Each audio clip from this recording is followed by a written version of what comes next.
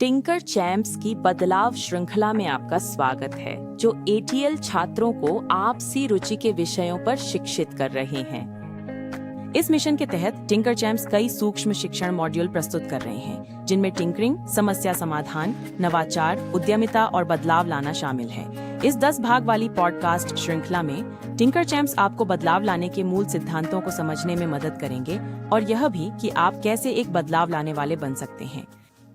हर podcast लगभग 15-20 minute का होता है, जिसमें अभ्यास के लिए एक बदलाव लाने की चुनौती होती है। तो बिना किसी देरी के शुरू करते हैं एपिसोड 2, जिसे बेंगलोर की 8वीं कक्षा की छात्रा और खुद एक बदलाव लाने वाली टिंकर चैम्प हन्ना कान प्रस्तुत करेंगी। सोचिए आप 8वीं में हैं, कोई फंडिंग नहीं है, किसी फैंसी हाईटेक लैब तक पहुंच नहीं, और सच कहूं तो आपको कंप्यूटर कोड की एक लाइन भी लिखनी नहीं आती। हाँ, वही मिडिल स्कूल। बिल्कुल। और पारंपरिक तर्क के अनुसार आप अपने समुदाय को बदलने में पूरी तरह से शक्तिहीन होंगे। जैसे आप तो बस एक बच्चे हैं, लेकिन आज हम एक ऐसे दस्तावेज को देख रहे हैं जो इसके ठीक उलट साबित करता है। ये दिखाता है कि जिस डिवाइस का आप वीडियो देखने या गेम खेलने के लिए इस्तेमाल करते हैं, वो वास्तव में अब तक का सबसे शक्तिशाली दुनिया रचने वाला साधन है। ये सचमुच है। हम यहाँ एक बड़े बदलाव पर बात कर रहे हैं। दशकों तक वैश्विक प्रभाव को एक विशिष्ट क्लब माना जाता था। आपको जन्म से ही सुनहरा अवसर या अचानक कोई प्रतिभा या अरबों डॉलर का अनुदान चाहिए होता था, बस शुरू करने के लिए। प्रवेश की बाधाओं ने अधिकांश लोगों को बाहर रखा, लेकिन आज वे बाधाएं लगभग खत्म हो गई हैं। फिर भी वास्तविक ठोस बदलाव लाने की क्षमता, खैर, ये कभी इतनी ज्यादा नहीं रही। इसीलिए हम यह खास गहन चर्चा कर रहे हैं आप सभी श्रोताओं के लिए, यानी कक्षा 6 से 12वीं तक के छात्रों और उनका मार्गदर्शन करने वाले शिक्षकों व मार्गदर्शकों के लिए। आज हमारा मिशन है tinker champs change making series के दूसरे एपिसोड के मुख्य कॉन्सेप्ट्स को समझना। अनुष्का भारद्वाज का? हाँ बिल्कुल, अनुष्का भारद्वाज और नीतीश गर्ग द्वारा सहलेखन। ठीक है, आइए इस पर बात करते हैं, क्योंकि उन्होंने एक ऐसा खाका दिया है जो नेतृत्व के वास्तविक स्वरूप को पूरी तरह बदल देता है। उनका तर्क है कि बदलाव लाने वाले अरबपति या काल्पनिक वैश्विक प्रतीक पैदा नहीं होते, वे रोजमर्रा के चुनावों से बनते हैं। हाँ, और लेखक सिर्फ चेंज मेकर की परिभाषा नहीं देना चाहते। उन्हें इसमें गहरी दिलचस्पी है कि कोई ऐसा कैसे बनता है, हमें क्यों देखना होगा। जैसे एक छात्र स्थानीय समस्या देखकर तुरंत समाधान क्यों बनाने लगता है, बाकी 20 छात्र तो बस आगे बढ़ जाते हैं, है ना? एक युवा सीखने वाला तकनीक के उपभोग से निर्माण तक कैसे पहुंचता है। और स्रोत सामग्री उस अवधारणा को सीधे स्पष्ट करती है। फरादवाज और गर्ग कहते हैं कि सच्चा बदलाव लाने वाला सही परिस्थितियों का इंतजार नहीं करता, वे उसी से। बिल्कुल। पाठ में दिए गए खास उदाहरण को देखते हैं। एक ग्रामीण छात्र देखता है कि उसके सहपाठी अच्छी अध्ययन सामग्री पाने में संघर्ष कर रहे हैं। बड़ी आम बात है। इसकी पारंपरिक प्रतिक्रिया है कि कोई और इसे ठीक करे। छात्र सोच सकता है कि सरकार पुस्तकालय बनाए या स्कूल नई किताबें खरीदे। प्रणालीगत बदलाव का इंतजार करना इंसानों की मूल प्रवृत्ति है। हम सब ऐसा ही करते हैं, लेकिन ये खास छात्र इंतजार के खेल को पूरी तरह छोड़ देता है। वे आसपास देखते हैं और समझते हैं कि उनके पास पुराने बेकार टैबलेट और रिसाइकल कंप्यूटर हैं, जिसे लोग कचरा ही समझेंगे। हाँ बिल्कुल, वे उपकरण जमा कर, साफ कर, शैक्षिक पीडीएफ और ओपन सोर्स सामग्री भर देते हैं, और अचानक उन्होंने एक पूरी तरह डिजिटल लाइब्रेरी बना दी है। दर्जनों बच्चे, जिन्हें पहले एक फटी किताब साझा करनी पड़ती थी, अब ज्ञान की पूरी दुनिया तक पहुंच रखते हैं। ये सटीक उदाहरण है, क्योंकि यह हमें प्रक्रिया पर ध्यान देने को मजबूर करता है। मेरा मतलब है, उन्होंने न कोई नया माइक्रोचिप बनाया, न ही कोई नई स्कूल इमारत। उन्होंने बस एक स्थानीय कमी पहचानी और दूसरों के फेंके कचरे से उसे भरने का तरीका निकाला। और ये पाठ ऐसे व्यक्ति के मूल डीएनए को 5 आवश्यक गुणों में विभाजित करता है। मैं बस उन्हें सूचीबद्ध करता हूँ: सहानुभूति, दूरदर्शिता, रचनात्मकता, सहयोग और लचीलापन। और यहाँ दिलचस्प है उन गुणों का पदानुक्रम। लेखकों ने जानबूझकर सहानुभूति को सबसे ऊपर रखा है। न इंजीनियरिंग, न व्यापार रणनीति, न कोडिंग। नवाचार की मूल आवश्यकता सहानुभूति है। रुकिए, मैं इससे सहमत शुरू हूं। करो। तकनीकी कौशल से ज्यादा सहानुभूति। मेरा मतलब है, सामुदायिक समस्या के लिए सॉफ्टवेयर बनाते समय लोगों की भावनाओं की परवाह करने से मेरा पाइथन स्क्रिप्ट खुद नहीं लिखा जाएगा, है ना?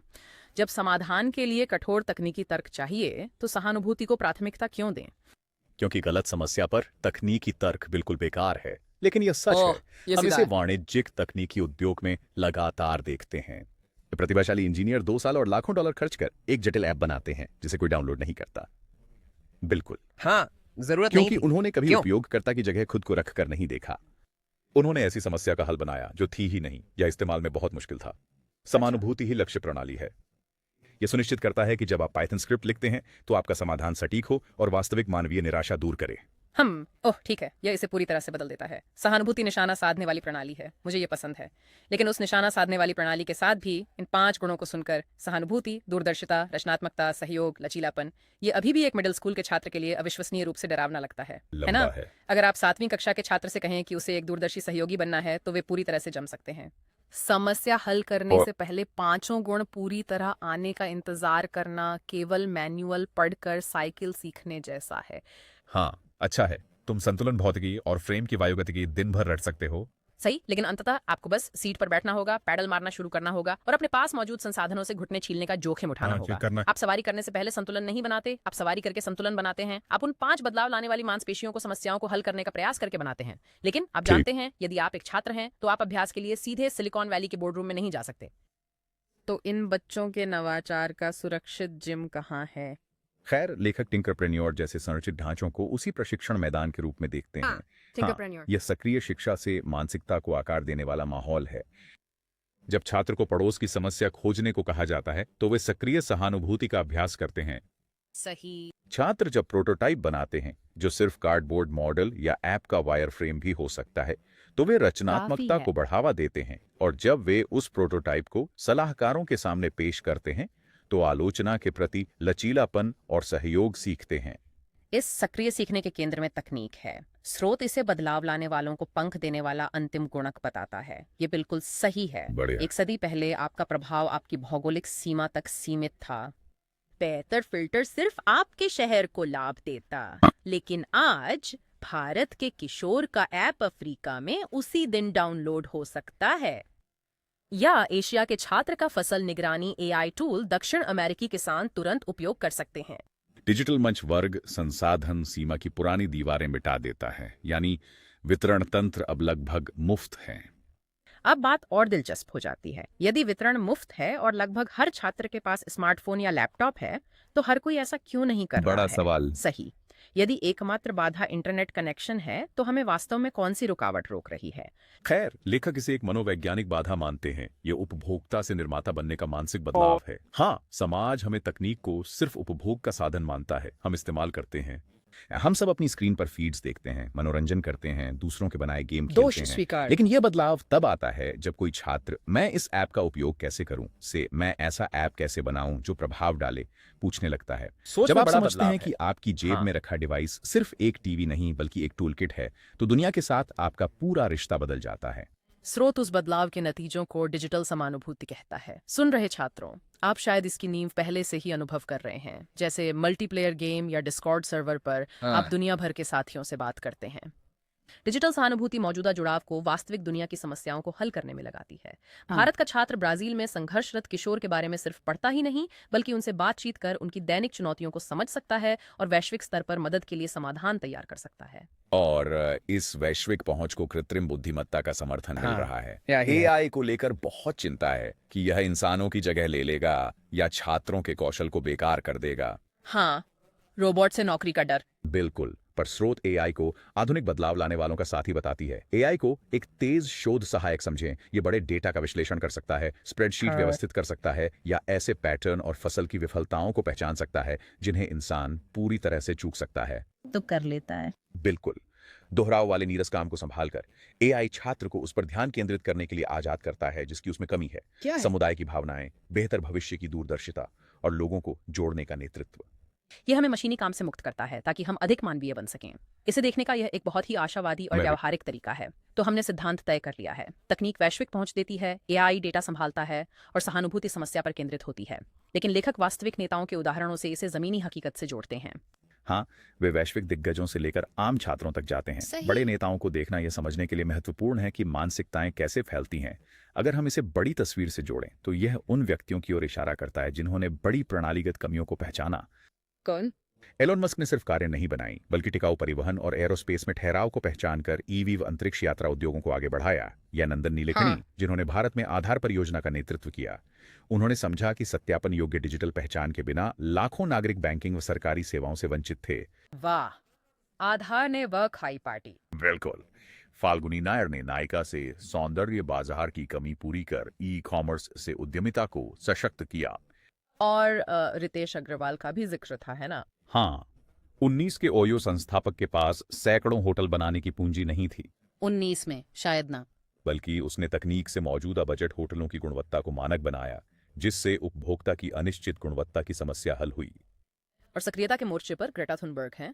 उन्होंने दिखाया कि कैसे एक स्मार्टफोन वाली छात्रा सोशल मीडिया एल्गोरिदम से जलवायु परिवर्तन पर वैश्विक चर्चा छेड़ सकती है। और लेखक आपसे इन हस्तियों के हर व्यावसायिक या राजनीतिक निर्णय से सहमत होने को नहीं कह रहे। वे उन्हें एक विशिष्ट अकाट्य तंत्र साबित करने के लिए उजागर कर रहे हैं। उच्चतम स्तर पर बदलाव लाना एक ऐसी समस्या को पहचानना है जिसे सब सामान्य मानते हैं और उसे ठीक करने के लिए एक स्केलेबल उपकरण का उपयोग करना है। ये आपकी उम्र या पृष्ठभूमि से तय नहीं होता। वह तंत्र दिलचस्प है, लेकिन इसे छात्र स्तर पर लाते हैं क्योंकि जो सुन रहे हैं वे सब आज रॉकेट कंपनी या राष्ट्रीय पहचान डेटाबेस नहीं बना रहे। ये गहन चर्चा अत्यंत व्यावहारिक हो जाती है जब यह सूक्ष्म बदलाव लाने वालों पर केंद्रित होती है। ये लेख उन छात्रों की बात करता है जो सस्ते स्वास्थ्य मॉनिटर या स्थानीय कचरा प्रबंधन के लिए सरल ऐप बना रहे हैं। बहुत अच्छे। सच कहूं तो मुझे सबसे सरल उदाहरण पसंद है। लगभग बिना लागत के प्रोजेक्ट। बिल्कुल, जैसे कोई छात्र गांव के किसानों को सीधे रेस्तरां खरीदारों से जोड़ने के लिए एक व्हाट्सएप ग्रुप बनाए। बिचौलियों को हटाकर किसान अपना लाभ रखते हैं। या कोई छात्र जिसने स्कूल की उपस्थिति ट्रैक करने के लिए कम लागत वाली एक्सेल शीट बनाई। एक्सेल शीट आसान। कितना आसान है। तालाब में कंकड़ वाली घिसी पिटी उपमा के बजाय मैं उस एक्सेल शीट को एक डिजिटल ट्रिपवायर मानता हूँ। कैसे? तो अगर कोई छात्र लगातार 2 दिन क्लास नहीं आता तो ट्रिपवायर शिक्षक को अलर्ट भेजता है, जो फिर माता पिता को मैसेज करते हैं। यह साधारण तकनीकी व्यवस्था छात्र को पिछड़ने और पूरी तरह से पढ़ाई छोड़ने से रोकती है। ये बहुत शक्तिशाली है, और अगर हम इसे बड़े पैमाने पर देखें तो वह हाजिरी ट्रिपवायर बनाने वाला छठी का छात्र ठीक वैसी ही मानसिक क्षमताओं का इस्तेमाल कर रहा है जो नंदन नीलेखनी आधार बनाते हुए करते हैं। वाह, हाँ शायद। पैमाना अलग है जरूर, पर कारण एक ही है। आप अंतर देखते हैं, उपयोगकर्ता की जगह लेते हैं और उसे पाटने के लिए उपकरण लगाते हैं। और अहम बात, स्रोत कहता है कि सीईओ या छठी का छात्र यह अकेले नहीं करता। अंधेरे तहखाने में अकेले जीनियस के आविष्कार का मिथक पूरी तरह खत्म हो चुका है। ओह, पूरी तरह खत्म। छात्रों के लिए यही ओपन सोर्स और हैकाथॉन जैसे कॉन्सेप्ट काम आते हैं। ओपन सोर्स मतलब लोग अपने सॉफ्टवेयर ब्लूप्रिंट इंटरनेट पर मुफ्त साझा करते हैं ताकि कोई भी उनका उपयोग या सुधार कर सके। और हैकाथॉन मूल रूप से सप्ताहांत भर चलने वाली आविष्कार मैराथन है जहां बच्चे अपने अलग अलग कौशल लगाते हैं। जैसे एक कोड लिखता है, एक ग्राफिक्स, एक पिच अभ्यास। जहां 48 घंटे में प्रोजेक्ट। हाँ, आधुनिक नवाचार में सहयोग जरूरी है। और यह सहयोगात्मक भावना सीधे विरासत की सोच से जुड़ी है, जिस पर लेखक बहुत जोर देते हैं। विरासत केवल सेवानिवृत्त नेताओं या ऐतिहासिक हस्तियों के लिए नहीं है। ये बस यह पूछना है, मैं अपने बाद क्या छोड़ जाऊंगा। गैस किशोर के लिए बड़ा सवाल यह है, लेकिन अगर आप मिडिल स्कूल पास कर ऐसा ट्रैकर छोड़ें जो बच्चों को पढ़ाई छोड़ने से रोके, तो आपने उस इमारत की विरासत बदल दी है। यह हमें इस गहन पड़ताल के सबसे अहम हिस्से पर लाता है। लेखक सिर्फ आपको प्रेरित नहीं करना चाहते, वे श्रोता को सीधी अनिवार्य चुनौती देते हैं। यदि आप छात्र या कक्षा के मार्गदर्शक हैं तो यह आपका मिशन है। पहला कदम, आज अपने स्कूल, घर या पड़ोस में देखें और एक वास्तविक, ठोस, रोजमर्रा की समस्या पहचानें। और यह काल्पनिक वैश्विक संकट न हो, बल्कि कुछ ठोस हो। ठीक है। दूसरा कदम है इसे सुलझाने के लिए अपनी तकनीकी टूल किट का इस्तेमाल करना, जैसे ऐप इंटरफेस, वेबसाइट बनाना, डिजिटल संचार मंच या स्मार्ट डिवाइस का प्रोटोटाइप। लेकिन असली जादू तीसरे कदम पर होता है। लेखक स्पष्ट कहते हैं, समाधान पर ही न रुकें। ठोस प्रभाव के लिए अपने विचार को वास्तविक दुनिया में लाना होगा। कार्य लक्ष्य है, पूर्णता नहीं। यही छात्र रुकते। हाँ, खराब प्रोजेक्ट का डर मदद की इच्छा पर हावी है। तो यह सब उस छात्र के लिए क्या मायने रखता है जो किसी समस्या को देखता है। मान लीजिए उन्हें पता चलता है कि कैंटीन हर हफ्ते सैकड़ों पाउंड अच्छा खाना देख रही है और वे कचरे को ट्रैक करने और कैंटीन को स्थानीय फूड बैंक से जोड़ने के लिए एक ऐप बनाते हैं। लेकिन क्या होगा अगर वे इसे लॉन्च करें और कोई भी इसका इस्तेमाल न करे? क्या होगा अगर बटन बहुत छोटे हों या लॉगिन स्क्रीन तुरंत क्रैश हो जाए? वे अपने बड़े विचार पर एफ मिलने के डर को कैसे दूर करेंगे? वे इसे टेक उद्योग के मूल मंत्र को अपनाकर पार पाते हैं। जल्दी असफल हो, तेजी से सीखो, तेज हारो। पारंपरिक कक्षा में परीक्षा में गलत जवाब देने पर आप फेल हो जाते हैं। ये सिलसिला वहीं खत्म हो जाता है। लेकिन टिंकरप्रेन्योर्स और नवाचार की दुनिया में असफलता को पूरी तरह से नया रूप दिया जाता है। अगर आपका कैफे ऐप क्रैश हो जाता है या कोई इसका उपयोग नहीं करता क्योंकि बटन बहुत छोटे हैं, तो वह एफ नहीं है। बिल्कुल, ये शुद्ध कार्रवाई योग्य डेटा है। यह एक निर्देश पुस्तिका है जो आपको बताती है कि दूसरी कोशिश में कैसे सफल होना है। आपको पता चलता है कि बटन बहुत छोटे हैं, बहुत अच्छा, आप उन्हें कल बड़ा कर देते हैं। लॉगिन में बहुत देर लगती है, इसे हटा दो। हर बाधा मुफ्त उपयोगकर्ता प्रतिक्रिया है। पसंद आया। गंदे प्रोटोटाइप बनाओ, असल दुनिया में परखो, टूटते देखो और तुरंत ढालो। इससे रचनात्मक प्रक्रिया का बहुत दबाव कम हो जाता है ना? आपको परफेक्ट होने की जरूरत नहीं है, आपको बस दोहराने के लिए तैयार रहना होगा। और जब आप चीजें बनाने बिगाड़ने की इस जटिल प्रक्रिया से गुजरते हैं तो ये पाठ व्यक्तिगत ब्रांडिंग का उपयोग करने की दृढ़ता से सलाह देता है। कौन सा भ्रामक शब्द हाँ, इन्फ्लुएंसर जैसा। ठीक है, लेकिन एक युवा आविष्कारक के लिए लिंक्डइन या यूट्यूब पर अपनी पहचान बनाना घमंड या वायरल प्रसिद्धि के लिए नहीं, बल्कि एक उपयोगिता और मेगाफोन है। अच्छा, तो वीडियो डालें कि कैंटीन ऐप पहले दिन ही क्रैश हुई तो शर्मनाक नहीं। नहीं, ये एक रोशनी है। आप दुनिया को अपना प्रयास दिखा रहे हैं और अचानक किसी दूसरे देश का एक सॉफ्टवेयर इंजीनियर वो वीडियो देखकर टिप्पणी कर सकता है, अरे मुझे आपके कोड में बग दिख रहा है, मैं इसे ठीक करने में आपकी मदद करता हूं। आप अपनी सच्ची अव्यवस्थित यात्रा साझा करके सलाहकारों, सहयोगियों और अवसरों को आकर्षित करते हैं। आप अपने विचारों के लिए एक समर्थन तंत्र बना रहे हैं, वास्तविक समय में डिजिटल संवेदनशीलता का अभ्यास करते हुए वैश्विक समुदाय को स्थानीय समस्या हल करने के लिए आमंत्रित कर रहे हैं। यही ताकत है। तो जैसे ही हम टिंकर चैम्प्स सीरीज के इस गहन विश्लेषण को समाप्त करते हैं, मैं अनुष्का फरादवाज और नीतीश गर्ग के काम से मिली मुख्य सच्चाई को बोलो। संक्षेप में बताना चाहता हूँ।